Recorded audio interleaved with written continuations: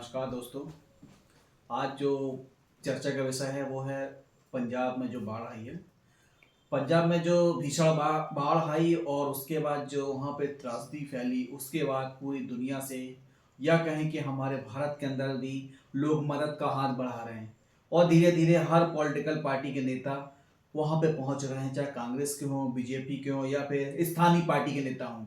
इस बीच कांग्रेस के नेता और नेता विपक्ष भारत में राहुल गांधी भी पहुंचे थे। उन्होंने भी गरीबों का दर्द समझा, कई जगह गए, हालातों को देखा और हर तरीके की मदद की बात कही। इस बीच जो सबसे बड़ा मामला था वो था उनकी सुरक्षा को लेकर, और ये इसका जो वीडियो वायरल हो गया उस वीडियो पे हम चर्चा करेंगे। हमारे साथ हमारे साथी राधा मोहन हैं, उनसे हम पूछेंगे कि आप इसको, ये जो घटना है इसको आप किस नज़रिए से देखते हैं। जो वीडियो वायरल हो रहा है उसमें ये कहा जा रहा है कि राहुल गांधी को कहा जा रहा है कि आपकी सुरक्षा का इशू है, इसलिए आप थोड़ा आगे ना जाएं, या फिर उनका जो दौरा है उसको कम किया गया। इस पे क्या कहेंगे आप? देखिए, पहले तो आपने जो शुरुआत की कि राहुल गांधी अभी गए हैं, तो आज जो तारीख है मैं आपको बता देता हूँ। आज 16 सितंबर है और पंजाब में जो भयावह बाढ़ के हालात बने वो अगस्त के आखिरी सप्ताह में और सितंबर के पहले सप्ताह में सबसे ज़्यादा थे जी। जब किसानों की फसलें चौपट हो रही थी, पंजाब में लोगों के घर डूबे हुए थे, रावी का वहाँ खौफ था। तब राहुल गांधी 5 सितंबर को मलेशिया के दौरे पर चले गए। अब मुझे समझ में नहीं आ रहा है कि मलेशिया से राहुल गांधी पंजाब की कौन सी मदद करने गए थे, लेकिन राहुल गांधी को तब ना तो पंजाब नजर आया ना भारत नजर आया। 2 दिन बाद 9 तारीख को 3-4 दिन बाद उपराष्ट्रपति के चुनाव भी होने थे, राजनीतिक माहौल भी भारत में था, बाढ़ का माहौल भी भारत में था, लेकिन राहुल गांधी तब पंजाब नहीं जाते हैं, मलेशिया चले जाते हैं। वहां उन्होंने क्या किया उसे लेकर तमाम बातें भी सामने नहीं, वो एक अलग ठीक है, मैटर हो मैं सकता है। बस बता रहा हूँ सिर्फ आपको। सुरक्षा के नजरिए पे बात कर उसके रहा बाद अब राहुल गांधी बीते दिन कहाँ गए? पंजाब के गुरदासपुर हूँ। जी। तामझाम के साथ गए। राहुल गांधी वहां अचानक पहुंच जाते हैं रावी नदी के पास, जहां पर वो इस जिद पर अड़ गए कि मुझे बॉर्डर से जो सटा हुआ एक गांव था, जो बस्तियां थी, वहां जाना था। तो वहां के जो एसपी हैं जुगराज सिंह थे, उन्होंने कहा कि जो सुरक्षा यहाँ पर है और जो सुरक्षा के मापदंड है उसके तहत हम आपको उतने करीब जाने नहीं दे सकते, क्योंकि बाढ़ का माहौल था, फेंसिंग वगैरह सरहद की, बॉर्डर की टूटी हुई थी। तो उन्होंने राहुल गांधी से रिक्वेस्ट की कि आप अभी वहां मत जाइए, आपके लिए थोड़ा रिस्की हो सकता है। देखिए, एक सामान्य व्यक्ति वहां पर परिवार पहले ही रहते हैं, मैं ये नहीं कह रहा हूं कि वो जो पूरा इलाका है वो भारत के लिए या किसी तरह का खतरा है, लेकिन वहां पर परिवार पहले से रहते हैं, भारत के लोग सुरक्षित तौर पर रहते हैं।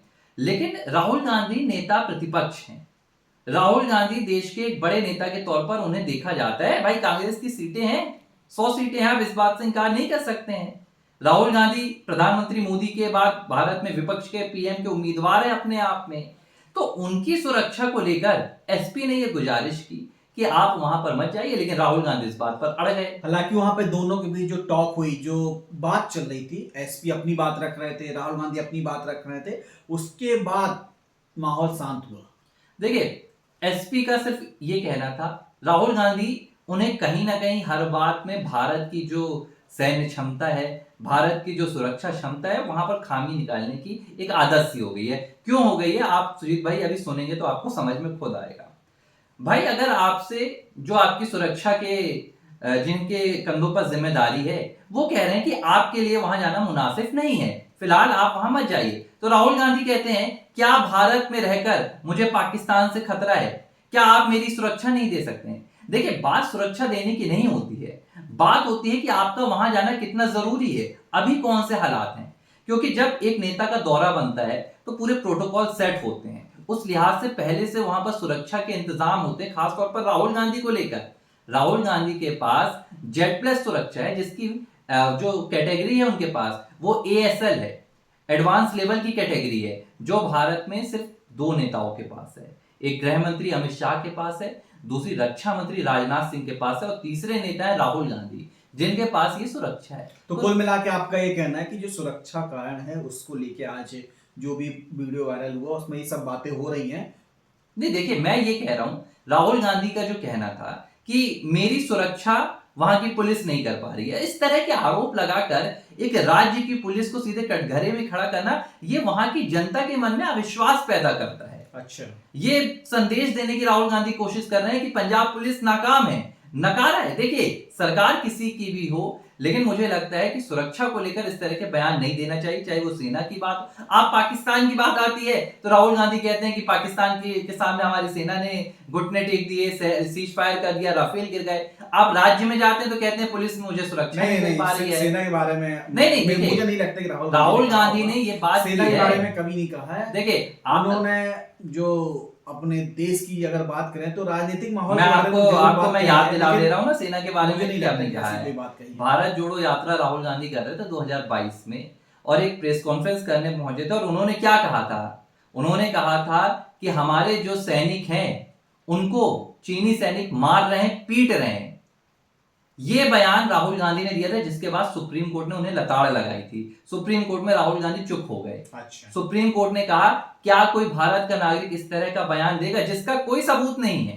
राहुल गांधी कह दिए कि हमारी 2000 4000 वर्ग किलोमीटर की जमीन चीन ले गया, कोई सबूत नहीं है। तो सेना को लेकर, सुरक्षा को लेकर, पुलिस कर्मियों को लेकर राहुल गांधी का जो रवैया रहा है वो थोड़ा सा नकारात्मक रहा है। और मैं सिर्फ इसलिए राहुल गांधी की इस बात पर ऐतराज जता रहा हूं क्योंकि आप समझिए, पंजाब एक संवेदनशील राज्य है। चलिए ठीक है, ये एक मैटर हो सकता है, लेकिन अब जो बात करें, जो ये बाढ़ है, आपदा थी, अब उसमें पूरे देश से हाथ उठे, मदद हो रही है, सरकार भी मदद कर रही है, राज्य सरकार, केंद्र सरकार और देश के लोग मदद कर रहे हैं। लेकिन ये जो दौरे हो रहे हैं, इससे क्या खोई हुई शक्ति कांग्रेस वापस पा सकती है? क्या उम्मीद है आपको? देखिए, फिलहाल जो अगर पंजाब की राजनीतिक स्थिति की बात की जाए तो वहां पर एक अपॉर्चुनिटी सभी के लिए है। सत्तारूढ़ भाजपा के लिए भी, जो केंद्र की सत्तारूढ़ है, कांग्रेस के लिए भी, क्योंकि जो पावर सेंटर है आम आदमी पार्टी का दिल्ली, वो ढह चुका है। अरविंद केजरीवाल जो पार्टी के सबसे ताकतवर नेता है, खुद की ताकत खो चुके हैं फिलहाल। देखिए, ना तो उनके पास कोई संवैधानिक पद है, सिर्फ एक पद है, वो है आम आदमी पार्टी के संयोजक का। जो तमाम बातें निकल कर आ रही हैं, वो अब अपना पावर सेंटर पंजाब को बनाने की कोशिश कर रहे हैं। पंजाब में जो राजनीतिक माहौल है वो फिलहाल पर्दे के पीछे केजरीवाल वर्सेस भगवंत मान हो चुके हैं। केजरीवाल को लग रहा है कि अगर अब उन्होंने पंजाब छोड़ा तो उनके पास कुछ नहीं बचेगा, और भगवंत मान जिन्होंने अपनी ताकत से, अपनी लोकप्रियता से, मेहनत से पंजाब में आम आदमी पार्टी को जीत दिलाई थी, अब उन्हें संघर्ष करना पड़ रहा है। खास बात यह, संघर्ष किसी दूसरी पार्टी से नहीं है, अपने ही नेताओं से संघर्ष है। आप देखिए, जालंधर वेस्ट में क्या किया अरविंद केजरीवाल ने। वहां पर चुनाव था, उन्होंने राज्यसभा से संजीव अरोड़ा की सीट छीनी, उन्हें वहां पर लड़ा दिया। राज्यसभा से अब कौन जाएगा, इसे लेकर भी सवाल है। तो पूरी तरह तो पंजाब में जो सत्तारूढ़ आम आदमी पार्टी है, उसकी राजनीतिक स्थिति डगमगाई हुई है। तो आपको लगता है कि कांग्रेस यहाँ पे वापसी कर सकती है? क्योंकि पंजाब हमेशा से कांग्रेस का गढ़ रहा है। इसके पहले अकाली दल के नेताओं ने भी वहां पे खूब सत्ता हासिल करी, लेकिन ऐसा लगता है कि कहीं ना कहीं सिद्धू की जो वापसी थी कांग्रेस में, उसने कुछ हासिल नहीं कर पाया। अब जो राहुल गांधी माहौल बना रहे हैं, लोगों के बीच पहुंच रहे हैं, मदद का हाथ बढ़ा रहे हैं, उनके साथ हजारों हजार कार्यकर्ता हैं, तो कहीं ना कहीं ये तो माना जा सकता है कि आम आदमी पार्टी के बीच, बीजेपी के बीच अपने जो शक्ति, खोई हुई शक्ति है, अपना जो खोया हुआ संगठन है, जो अपनी ताकत है, वो जनता के बीच कहीं ना कहीं राहुल गांधी बना पाएंगे। और एक जमीन जो है, हमेशा से पंजाब की जो धरती है वो कांग्रेस के लिए कहीं ना कहीं उपजाऊ रही है, और वहां पर उन्होंने शासन भी किया है और बहुत मजबूत तरीके से शासन किया है।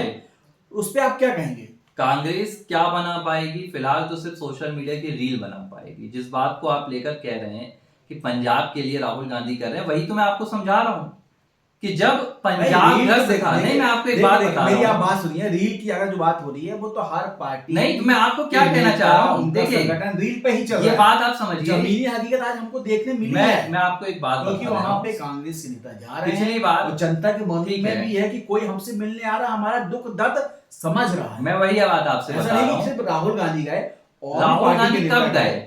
राहुल गांधी कब गए, आप ये बताइए। वो डेट अलग हो सकती है, डेट जब गरीबों लोगों के बीच तो गए, सुनिए, लोगों के बीच गए, वो बात कर तो लोगों के बीच तो आपको जाना होगा ना, नहीं तो आपकी बची कुची जो थोड़ी बहुत राजनीति है वो भी खत्म हो जाएगी।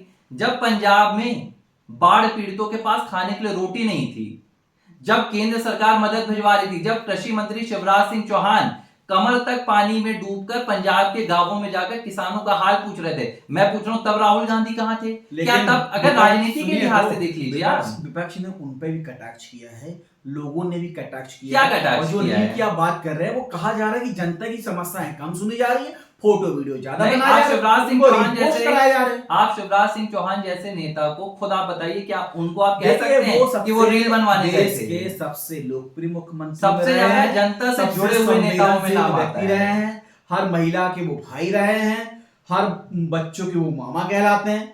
उनकी बात मैं नहीं कर रहा हूं, लेकिन और जो नेता गए उस पे कई तरीके के सियासी बवाल मचे। जो आपने रील की बात कही, वो रील की बात सब जगह निकल के आई कि नेताओं ने दौरा कम किया, फोटो ज्यादा खिंचाई। इसमें क्या कहेंगे आप? देखिए, नेताओं ने दौरा कम किया, देखिए राहुल गांधी खुद गए थे, उनके साथ कैमरे वालों की पूरी टीम गई थी। भाई देखिए, वो एक बड़ा देखिए चेहरा है देश का। बड़ा चेहरा है, तो आप क्या हर मीडिया अपनी उनको पीछे रहता है, वो क्या कर रहे मीडिया हैं, की बात लोगों नहीं से है, क्या बात कर रहे हैं, राहुल गांधी की देखा अपनी जाए। टीम गई थी। देखिए, आईटी सेल सबका है, चाहे कांग्रेस हो, बीजेपी हो, तो आम देखिए आदमी ना, पार्टी हो, हरियाणा सरकार सबके ने पास है। हरियाणा सरकार ने पंजाब को 5 करोड़ की मदद की। ओके। ठीक है, दिल्ली सरकार उसने 5 करोड़ की मदद की, केंद्र से मदद गई।